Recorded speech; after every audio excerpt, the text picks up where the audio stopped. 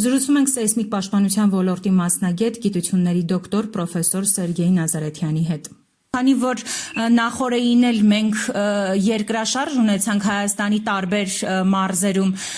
կխնդրեմ ասեք, թե այսօր Հայաստանը որքանով է պատրաստ նոր երկրաշարժերի,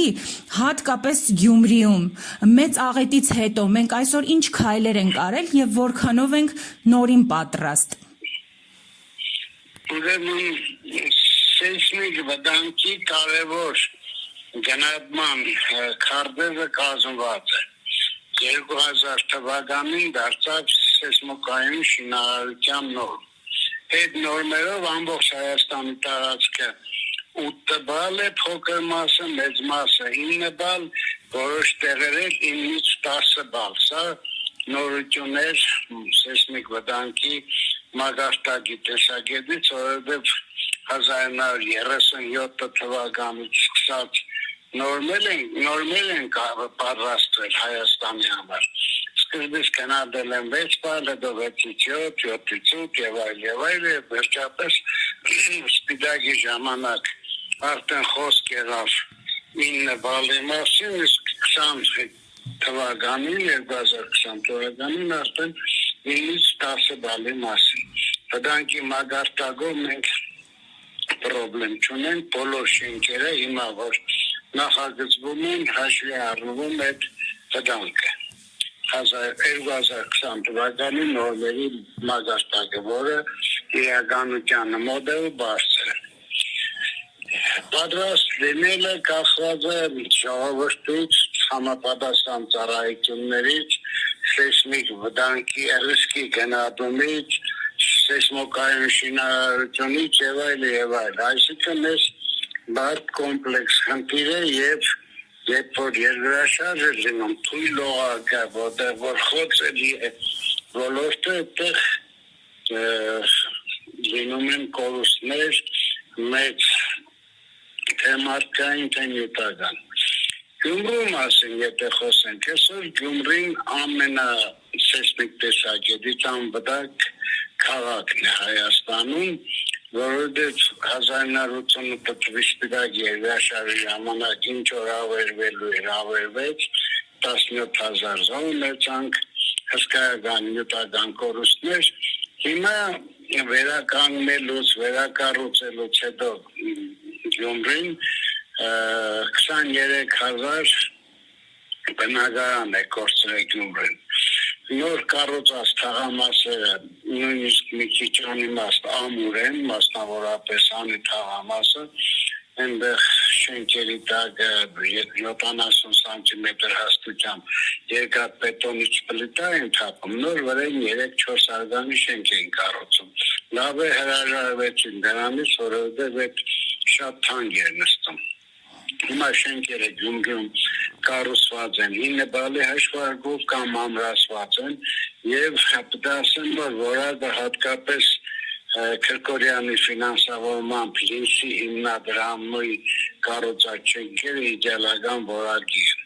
Հիմա նոր կառուցող շենքերն կարող են ներքին հարդարման պրոբլեմներ ունենան, բայց կոնստրուկտիվ տեսակետից, սեյսմոկայունության տեսակետից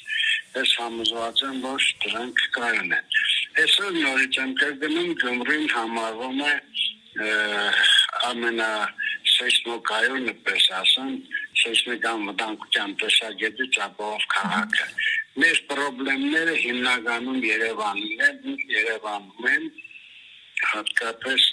խորհրդային տարիներին կառուցված բազմաբնակարան 5-ից 9 շենքերը, դրանցից ամենախոցելին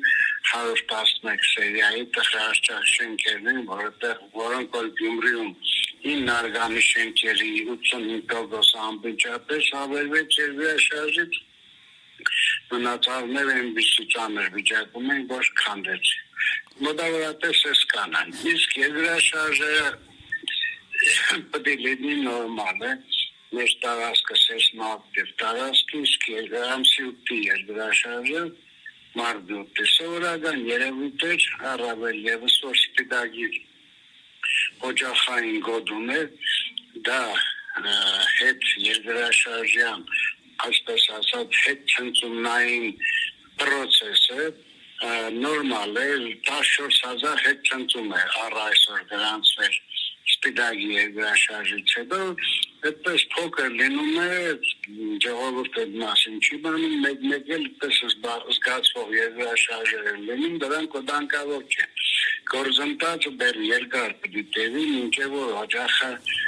լրիվ լիցքաթափվի նորմալ բան է հենց որ այստեղ երկրաշարժեր լինում առաջի բառը որ ասում ենք որ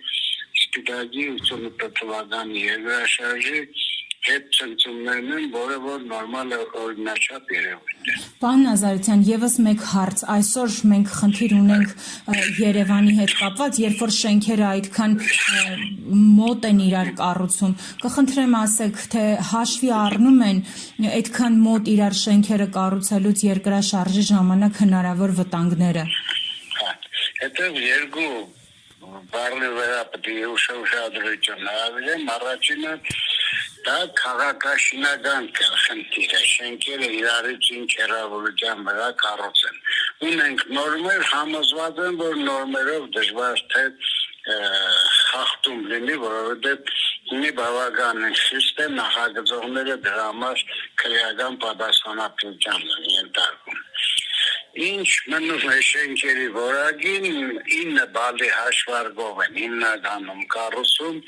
դժբախտաբար ես Գյումրիում եմ գտնվում այդ շենքերով չեմ հետաքրքրվել եւ մեր հուսային ծառայությունը մեր տարածքը Շիրակը Լոռեն Տավուշն է Երևանում մենք այդպես հետազոտություններ չենք անցկացրել մասնագետներն ասում են որ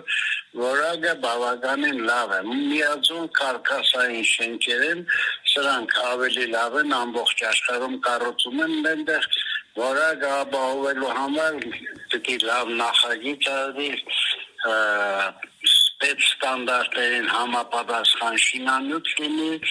եւ պետք է տեխնոլոգիաները շինարարության պահպանել։ Մեր երեքը որ եղավ ամեն ինչը լավ կլինի։ Շինանյութերի տեսակետը ճիշտ ես գիտեմ բավականին բացախնդրություն կա սահմանում Հայաստան թողնելուց ասենք ամրաններ արմատուրան ստուգում նոր է գալիս մեր չեմենդի որակը արդեն բավականին բարձր է տեխնոլոգիաների արտադրության չեմենդը թույլ են տալիս 200-400 մարկայի չեմենտ արտադրել այնպես որ այդտեղ էլ բան կա նախագծողներն էլ նույն նախագիծն են անում դժբախտաբար եթե նայեք շենքերը նույն տիպի են քաղաքի տեսքը դրանով մեր Երևանը գեղեցիկ է իրեն քարե շենքերով եւ տարբեր տիպի շենքերի արկայությամբ բետոնն ու աբակին շատ վատ է էլի նայվում ամբողջ աշխարհում ուր էլ գնաց այդպիսի շենքեր կտեսնես ճապոնացի մեջուրերը որ գալիս են Երևանը նայելով զարմանում են ասում են այսպես բան ոչ մի տեղ չենք տեսել որովհետեւ այդպես գեղեցիկ շենքեր տուֆի տարբեր երաններով եւ այլն չի լինում դες զանգվածային շինարարության ժամանակ ճիշտ է նախագծողները ճարտարապետները փորձում են մի քիչ բայց էլի բետոն ու աբակու տարատեսակ է ես շատ գիտեմ այդ է խնդրեմը երկրաշարժը ամսի 8-ի առավոտին 26-ի ուղեկցվել է ձայնով բոլորը Գյումրիում էպիկենտրոնին մոտ մասերում առավել ևս հարցնում են թե ինչի է այդպես երբ որ սպիտակի երկրաշարժի գոտում է լինում բոլոր ուժեղ ցնցումները ուղեկցում են այդպես ձայնով ոնց որ բեռնատար մեքենան անցնի փողոցով այդ կապված է այն հաբարների հետ որոնք որ ջարդատվում են ընդերքում այդ ջարդվելու հետևանքն է եւ եթե ժամանակ պահեն թե ինչքան է տևում այդ համուկը երկրաշարժի ձայնը կարան դա նույնիսկ որոշեն երկրաշարժի մագնիտուդը ուժը այնտեղ այդպես տվյալներ ունենք երբ որ երկրակեղևը ճակում է մեկ վայրկյանում 2.5 կիլոմետր ժամ արագությամբ է գնում process այդ տևողությամբ կարաս որոշես առաջացած խզվածքի երկարությունը խզվածքի երկարությունով է որոշում են մագնիտուդը